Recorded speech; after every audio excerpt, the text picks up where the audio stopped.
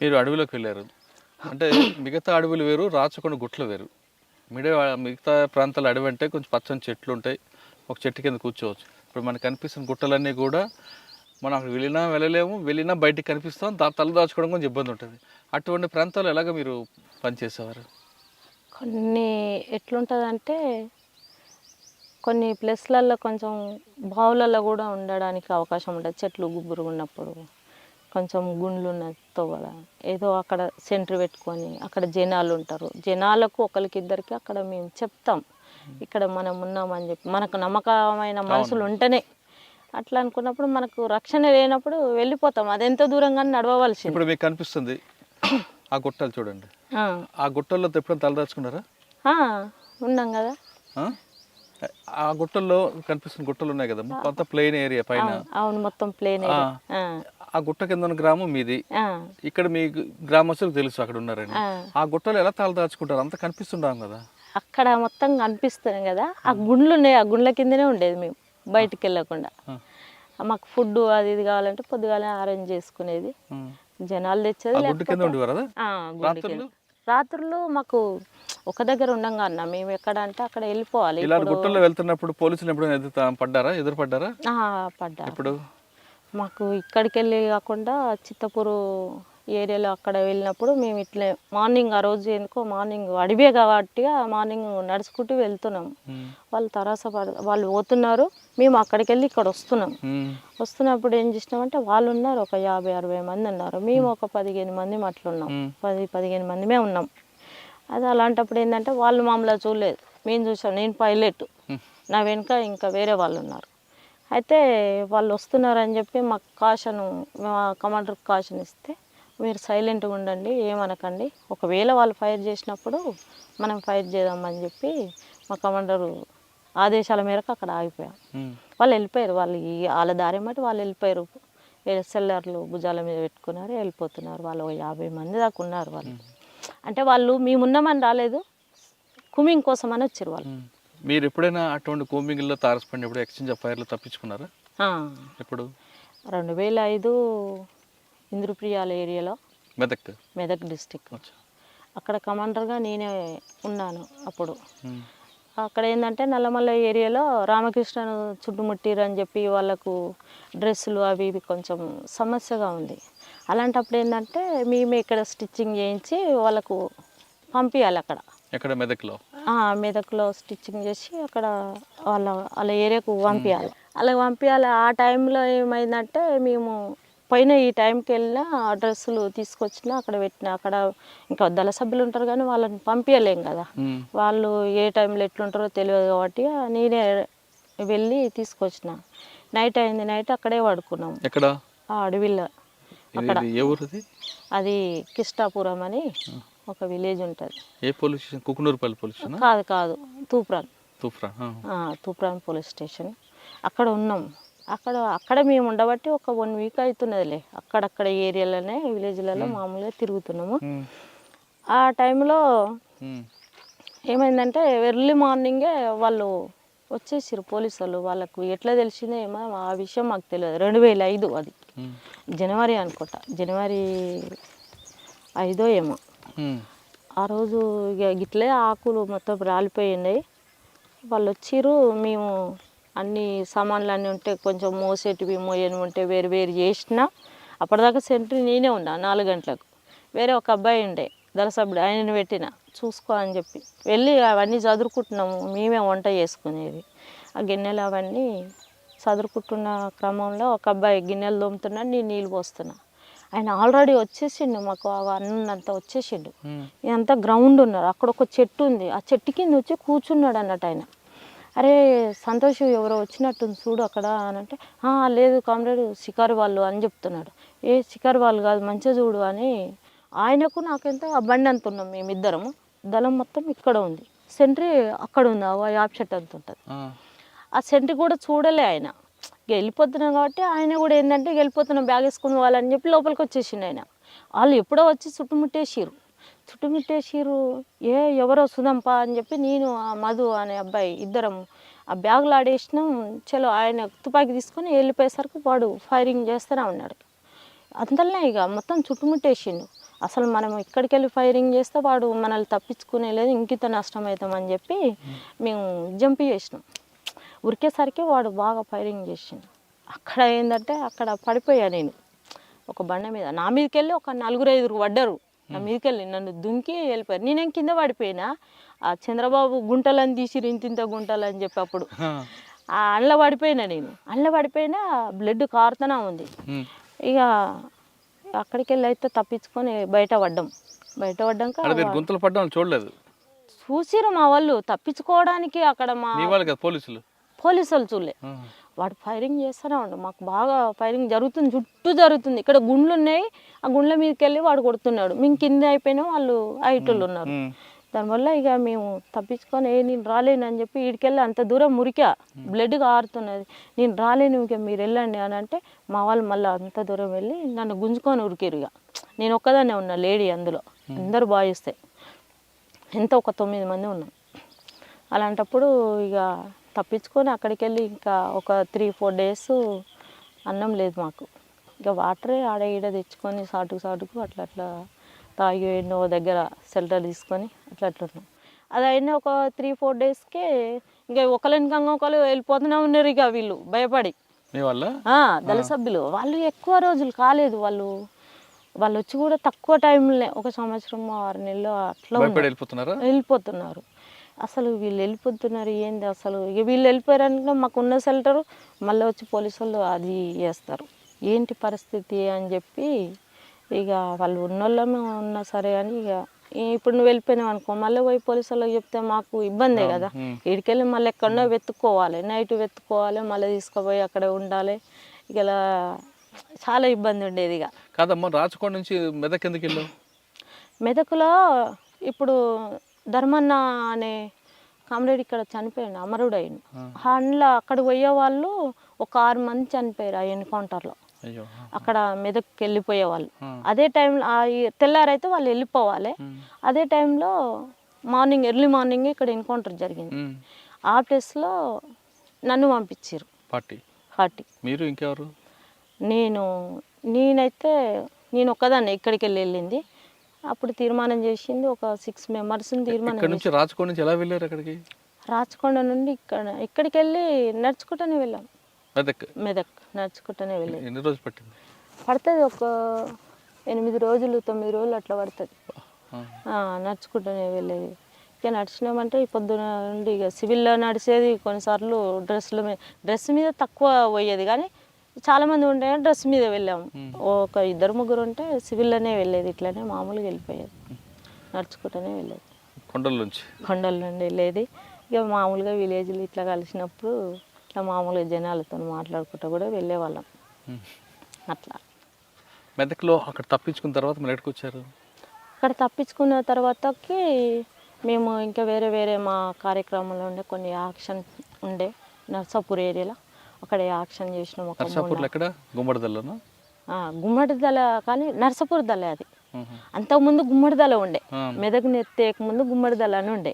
గుమ్మడిదల ఇక్కడ ఉండే ఇంద్రప్రియాలకు దగ్గరలో ఉండే. అది మేము నర్సాపూర్ ఏరియాలో వేరే దళం ఏర్పాటు చేసినాం 1+2.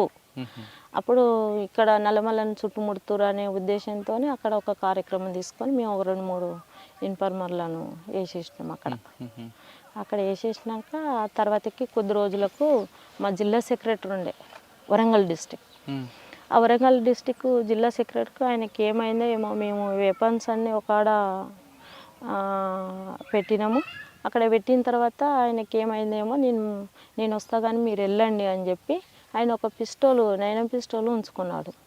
మరి వస్తాడు కదా, మళ్ళీ ఆయన పై స్థాయి కాబట్టి మనం అడిగితే కొంచెం మనం రహస్యంగా జీవితం ఆయనను మనం అన్నీ అడగలేం కదా.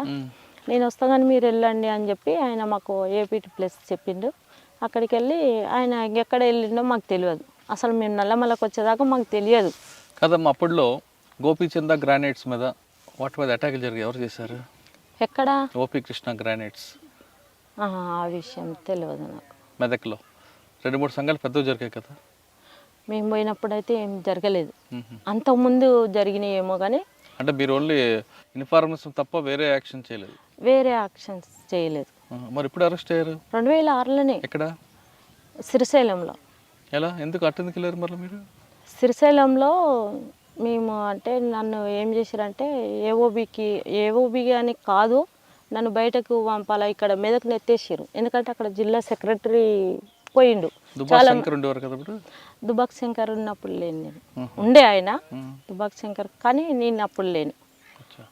ఆయన వెళ్ళిపోయినాక చాలా కాలానికి వచ్చిన కదా, ఆయన అక్కడ నల్లమల్లకి వెళ్ళినాము. నల్లమల్లకి వెళ్ళిపోయినాక అక్కడ మన్ననూరు అక్కడ అటాక్ ఉంది. అందులో లేము. కానీ ఆ మన్నూరు అటాక్ కాకముందు పూడి దండరాజుకి కాలుకి దెబ్బ తగులుతుంది ఎందుకు? ఏమో అది వాళ్ళంతా అదే ఊహించుకుంటారులే కానీ ఏం జరిగింది అప్పుడు? ఏం జరగలేదు, నాకు చిన్న ఆపరేషన్ అయింది కాలుకి. నేను వేరే దగ్గర ఆపరేషన్ చేయించుకున్నా. చేయించుకుంటే దానివల్ల ఏంటంటే డాక్టర్ ఎక్కువ నడవద్దని చెప్పారు, నన్ను ఒక రెస్ట్లో ఉండమన్నారు. పోలీసులు కాల్పుల్లోనే గాయపడ్డదని వచ్చింది వార్త. లేదు, అంతా వాళ్ళ ప్రచారం కానీ అట్లేం లేదు. చిన్న ఆపరేషన్ అయిన ఉండే, ఆపరేషన్ చేయించుకొని ఇక నేను ఎక్కువ నడవద్దు, బరువులు మోయొద్దు అని చెప్పి డాక్టర్ చెప్పాడు. అదే టైంలో మాకు అక్కడ ఏంటంటే అక్కడ మేము ఉన్న పరిస్థితిలో నేను ఒక రహస్యంగా ఉన్నా కాబట్టి ఆ ప్లేస్ మాకు అనుకూలంగా లేదు. ఇట్లా ఉంది పరిస్థితి అని చెప్పినప్పుడు వాళ్ళు ఏం చేసిరంటే చలో అడవికి రండి అని చెప్పి లెటర్ రాసిరు.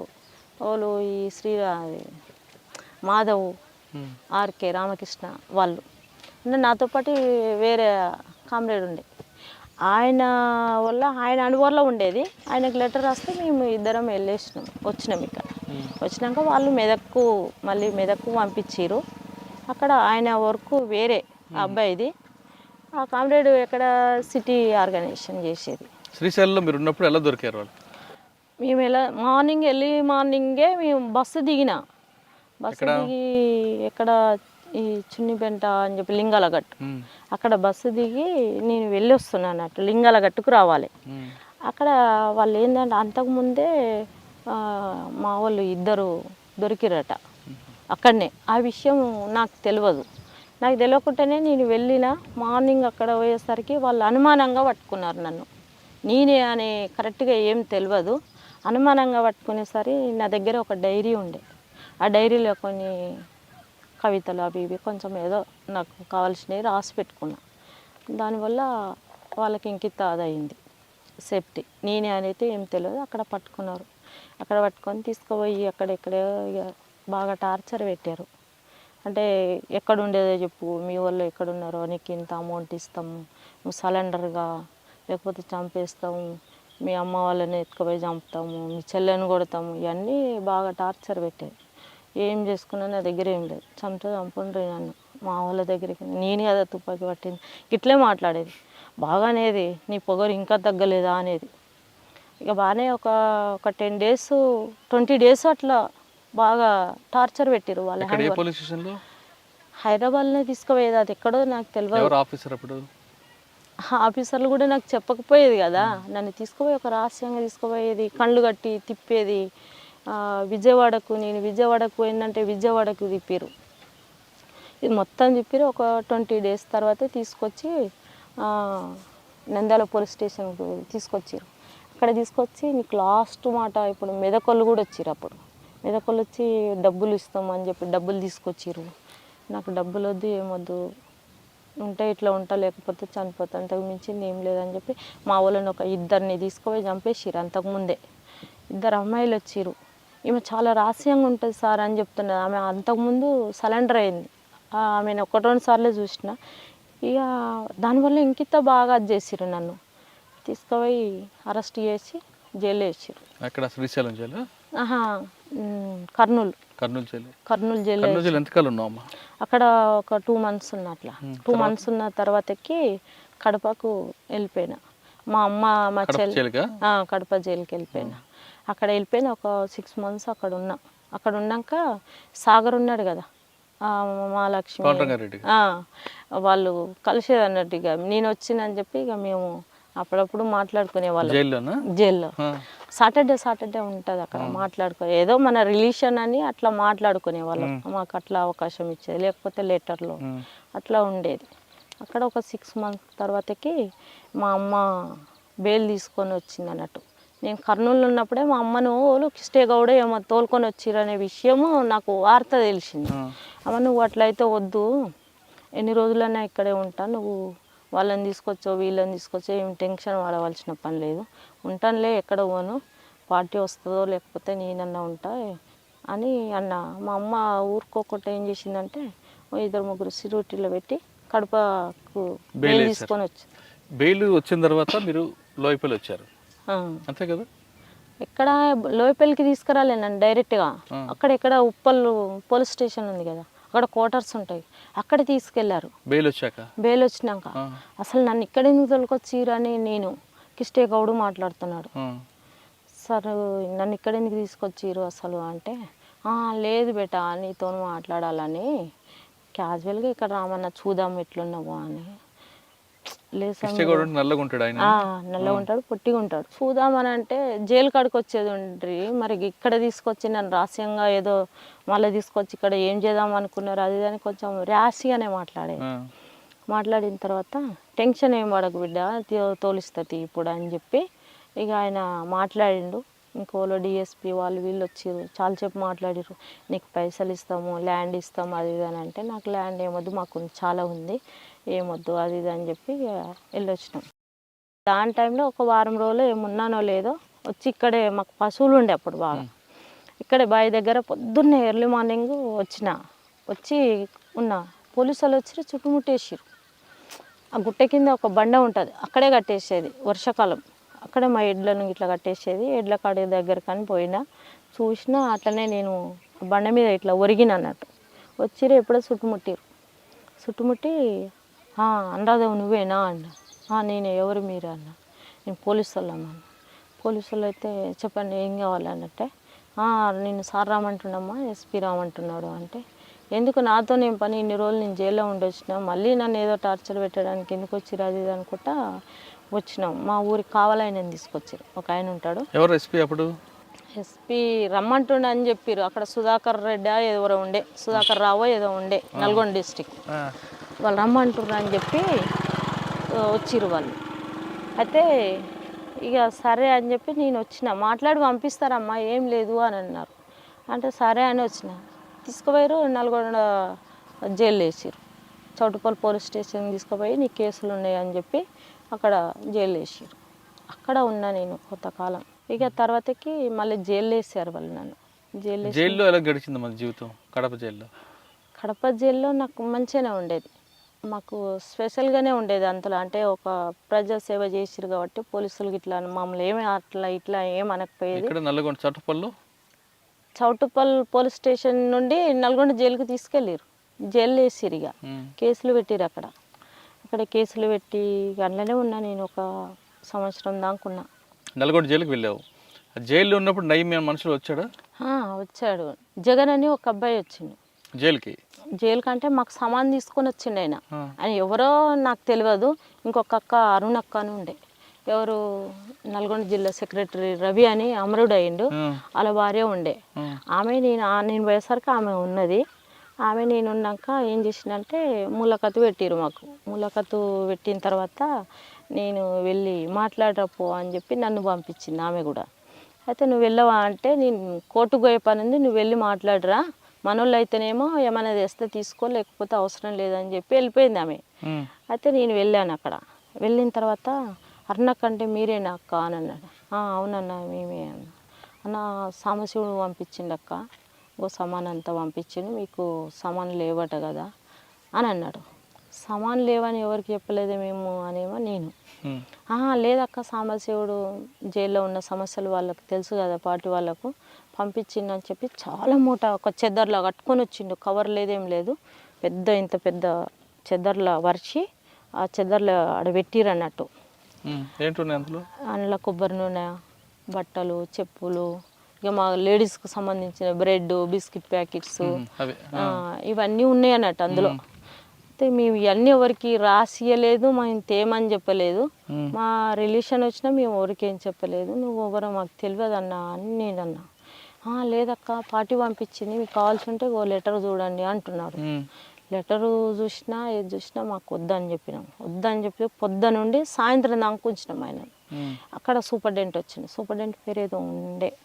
ఆ సూపరింటెండెంట్ వచ్చి ఏందిరా మరి ఏందమ్మా మరి ఇట్లా సంగతి మరి తీసుకుపోతారా మరి ఆయన రిటర్న్ పంపమ్మా అని ఆయన అన్నాడు. మాకు తెలియదు సార్ ఆయన ఎవరో మేము తీసుకోము, వాళ్ళు మా మనుషులు అనేది అయితే మాకు నమ్మకం లేదు, మా పార్టీ అయితే రాదు ఇప్పుడున్న పరిస్థితి అని ఆయనకి చెప్పి రిటర్న్ పంపించాం. తీసుకోలేదు ఇక సామాను. ఆ జగన్ అంటాడు ఎవరో మాకు తెలియదు. కానీ నయీం మనిషి ఎలా తెలిసింది మీకు? నవీన్ మనిషి అనేది అంటే మాకు తర్వాతకి తెలిసింది. ఎవరు అంటే పార్టీ తరఫున వేరే మాకు లెటర్స్ రావడం వల్ల మనోళ్ళు ఎవరన్నా వచ్చిరా అని చెప్పి వాళ్ళు లెటర్ రాస్తే గిట్ల సంగతి గిట్ల ఒక ఆయన వచ్చి గిట్ల మాకు సామాన్ తీసుకోమని ఇట్లా అది చేసిండు. ఇట్లా పొద్దుగాల నుండి సాయంత్రం దాకా ఇట్లా వెయిట్ చేయబెట్టినాము, మేము తీసుకోలేదు, రిటర్న్ పంపించినాము అని చెప్పినాం. వాళ్ళు మన వాళ్ళు కాదు, నవీన్ గారు పంపించినట్టుంది, మీరు అట్లాంటివి ఏమన్నా వస్తే తీసుకోకండి అని చెప్పి ఇక వాళ్ళు లెటర్ రాశారు. సాంబశివుడు ఉన్నప్పుడు అదన్నట్టు పరిస్థితి. జైల్లో ఎంతకాలం ఉన్నామా?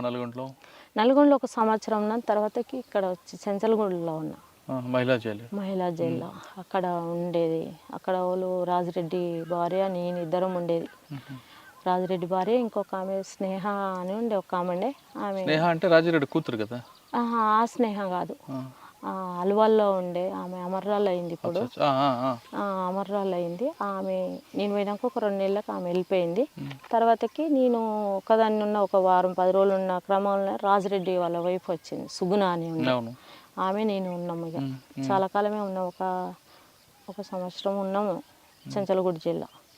తర్వాతకి మెల్లమెల్లగా కేసులు కొట్టేసినాక నేను ఇంటికి వచ్చినాక బెయిల్ ఏం లేదు, బెయిల్ తీసుకోలేదు. నా కేసులన్నీ కొట్టేసినాకనే బయటకు వచ్చిన నేను. వచ్చినాక ఇంటికి వచ్చినాక ఇక వీళ్ళంతా ఏంటంటే ఇక నా మీద బాగా మళ్ళీ వస్తున్నారు, నక్సలైట్లు వస్తున్నారు, మళ్ళీ కలుస్తున్నారు, మళ్ళీ ఏదో చేస్తున్నారు అని ఇక పోలీసు వాళ్ళు నాకు కాపలగాయడం, ఇన్ఫార్మర్లు వాళ్ళంతా వాళ్ళకి సమాచారం ఇవ్వడము. ఇక నాకు చాలా ఇబ్బంది అనిపించింది. అట్లే వీళ్ళు ఇంత టార్చర్ పెడుతున్నారు అని చెప్పి కొన్నాళ్ళు వ్యవసాయం చేసిన నేను. మేమే నాగలు కట్టి నేనే దున్నేది. తర్వాతకి వీళ్ళు అయినా కూడా వాళ్ళు వదులుకోలేదు. తర్వాతకి నేను గుణగల్లో డ్యూటీకి వేసేది. ఆడికి కూడా వచ్చిర్రు వాళ్ళు పోలీసు వాళ్ళు. ఆడికి కూడా వస్తే అంత బాగాలేదు అని చెప్పి ఇక నేను వేరే నాకు కాంటాక్ట్ ఉంటే అక్కడ లెటర్ రాస్తే నువ్వు ఊర్లో ఉండకు ఇక వాడంతా ఇక నీ మీద అది పడ్డది, సరే వచ్చాయని చెప్పి ఇక లెటర్ వెళ్ళిపోయాను. ఇక నేను అంటే ఇక వేరే ప్రాంతంలో ఉన్న దళము అని ఏం లేను, వేరే ప్రాంతంలో రహస్యంగానే ఉన్న కొన్నాళ్ళు. తర్వాతకి తిరుమలగిరి వెళ్ళా. తిరుమలగిరి ఇది సూర్యాపేట అక్కడ ఉంటుంది చూడు, అరవపల్లి, అక్కడ ఏరియాలో దళం పెట్టాలని పార్టీ నిర్ణయం. కానీ నాకు పార్టీ నుండి లెటర్స్ వచ్చేది, కానీ మధ్యలో నాకు ఏం చేసిరంటే ఆ పార్టీ ఏం చేసిందంటే ఒక ఆర్ఎంపీ ఇంట్లో ఉంచిరు వాళ్ళు నన్ను. అంటే 1+2గా తిరగాలని చెప్పి లెటర్ వచ్చింది. లెటర్ వచ్చినప్పుడు ఇక పార్టీ చెప్పిన పని నేను అమలు చేయాలి కాబట్టి నేను అక్కడికి వెళ్ళాను. అక్కడికి వెళ్ళాక అక్కడ జరిగిన స్టోరీ ఏంటంటే ఒక 6 months నాకు అక్కడ ఏరియాలో పరిచయాలు కావాలంటే కొంచెం నేను అక్కడ ఉండాలి, అక్కడక్కడ తిరిగేదాన్ని. అక్కడక్కడ జనాలను పరిచయం చేసుకొని అక్కడ ఎవరైతే మనకు అనుకూలమైన వ్యక్తులు ఉన్నారో వాళ్ళని తీసుకుపోయి అక్కడ పరిచయం చేసుకున్న క్రమంలో ఇక వాడు నా లెటర్స్ అన్నీ ఎప్పుడో ఇప్పేది, చదివేది, మళ్ళీ వాడే రాసిచ్చేది. ఎవరు? ఒక ఇన్ఫార్మర్, ఈ ఆర్ఎంపీ డాక్టర్ అంటాడు. నాకేం తెలుస్తలేదు, ఇదంతా ఏదో రాంగ్ ఉన్నదని చెప్పి నేనేం చేసినంటే వాడికి తెలిసే ప్లేసులనే నేను రూమ్ తీసుకొని ఉన్నా సపరేట్గా. పార్టీ నాకు లెటర్ రాసింది, దానివల్లనే నేను రూమ్ తీసుకున్నా. నువ్వు వర్క్ కొన్నాళ్ళు ఇది ఆపి ఇంకా వేరే వర్క్ చేయి అని చెప్పి నాకు పార్టీ లెటర్ రాసింది. దానివల్ల ఏం చేసిందంటే నేను ఒక హాస్పిటల్లో నర్సు ట్రైనింగ్ చేసిన. అక్కడ మురళీధర్ సార్ అని ఉంటాడు, అక్కడ నేను నర్స్ ట్రైనింగ్ చేసిన. నేను వండుకునేది తినేది ఎర్లీ మార్నింగ్ 7కి అట్లా వెళ్ళిపోయేది, మళ్ళీ నైట్ 7:30కి అట్లా వచ్చేది. అక్కడ వచ్చినప్పుడు ఏం చేసేదంటే నేనున్న ప్లేస్ ఎవరికి తెలియదు ఇంకా.